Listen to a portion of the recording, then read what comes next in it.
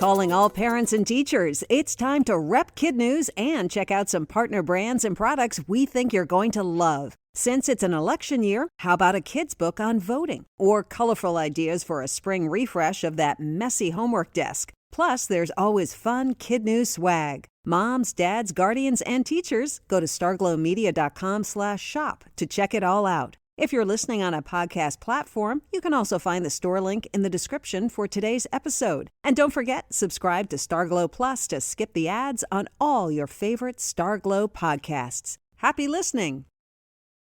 Good morning and welcome to KidNuz. I'm Tori. Today is Thursday, May 2nd, 2024.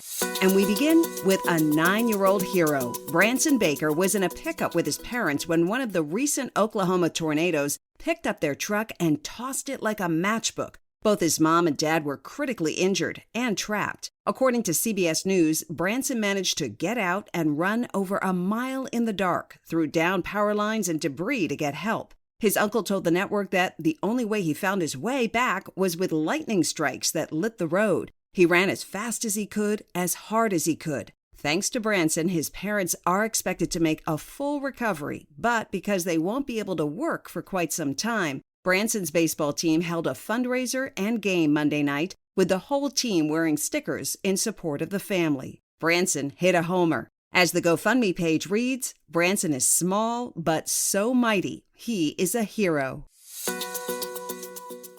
A retired Air Force captain is finally getting a chance to go to space 60 years after the opportunity was taken away from him. If all goes as planned, 90-year-old Edward Dwight will be on board the next flight of Blue Origin, the space company founded by Jeff Bezos. Back in the early 1960s, Mr. Dwight was in the astronaut training program at Edwards Air Force Base in California and was chosen to be the first black man to orbit the Earth. But for unknown reasons, possibly because of his race or his 5'4" height, he was passed over. He later became a successful businessman and artist. Mr. Dwight recently told the New York Times that this chance to go to space is the culmination of a long life of events. Quote, "I thought this would be a nice end of a fascinating story about all I've gone through."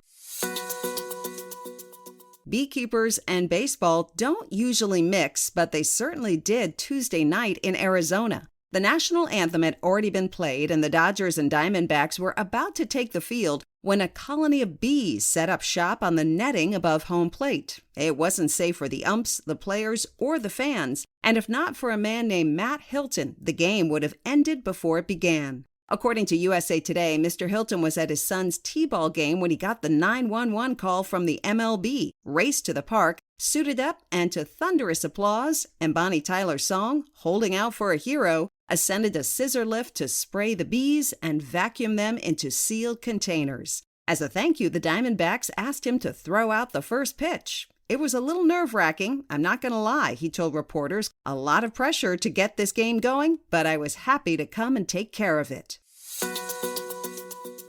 Yet another study shows that physical health is linked to mental health for kids and teens. The findings, published this week in JAMA Pediatrics, came from researchers in Taiwan. They looked at student fitness performance in schools, along with the National Insurance Database, which records medical claims and diagnoses. And the data indicated that better performance in each physical activity, an 800-meter run, sit-ups, and the standing broad jump, was linked with a lower risk of anxiety, depression, and ADHD.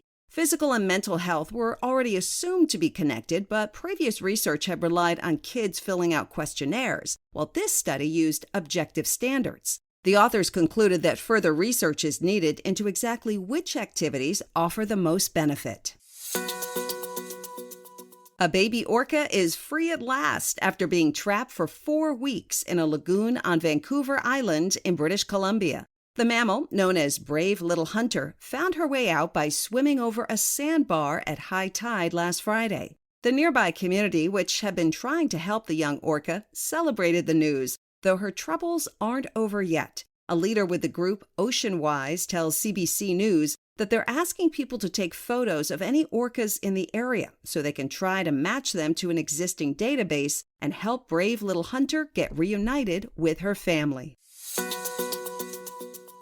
Still to come, Kentucky Derby attire that might just make you hungry. But first, our KidNuz quiz. How far did a 9-year-old tornado victim run in the dark to get help? A mile. Who saved a game between the Dodgers and the Diamondbacks?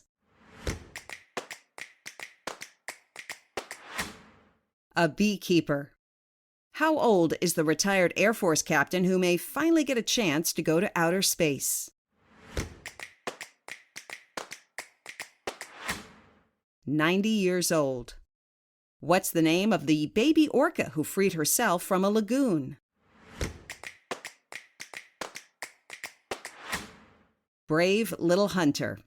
In our KidNuz Kicker, the Kentucky Derby is this Saturday, and while most eyes will be on the horse race, often called the most exciting 2 minutes in sports, there'll also be a lot of attention on the clothing of those in the stands. This year, the bakery chain Panera is offering a fascinating Fascinator, or formal hat, that looks just like a bread bowl. The aptly named bread hat is a 3D printed replica of baked bread surrounded by colorful ostrich feathers. It's designed by A. Morier Studio, which has created non-bread themed fashion for stars like Jennifer Lopez and Lady Gaga. The bread hat started selling on the Panera website Monday for $21, and as of this recording, it was listed as completely sold out. Before we go, we want to give a big KidNuz shout out to some of our terrific teachers, Mr. Roberts and his Bulldogs at Trabuco Mesa in Rancho Santa Margarita, California, Mrs. Kozerski and her Gators at Union Chapel in Kansas City, Missouri, and Ms. Manette and her Roaring Tigers at Paul F. Doyen Memorial in Ipswich, Massachusetts. Thanks for listening. You can check out the latest critical thinking worksheet, The Noodler, in the Teacher's Lounge section of our website, kidnuz.org. We hope you tune in for more KidNuz tomorrow morning.